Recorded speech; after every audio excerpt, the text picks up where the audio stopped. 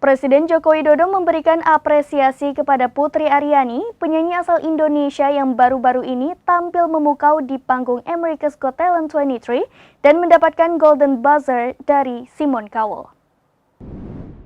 Jokowi mengunggah video penampilan Putri Aryani di Instagram resminya @jokowi pada Senin 12 Juni 2023.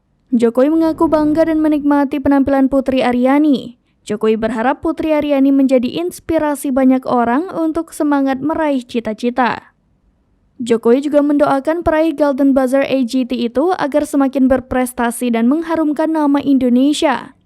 Putri Aryani mengaku sudah mempersiapkan penampilan berikutnya di ajang pencarian bakat America's Got Talent 23. Ia mengaku mempersiapkan kejutan untuk para penonton Indonesia dan para juri di America's Got Talent 23 setelah di babak audisi ia berhasil memukau semua jurinya.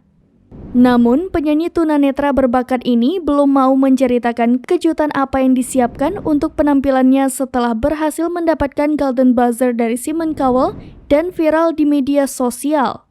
Termasuk kemungkinan apakah ia akan membawakan lagunya sendiri lagi. Putri Aryani enggan untuk membeberkan dalam sesi wawancara dengan awak media ketika pulang ke Indonesia.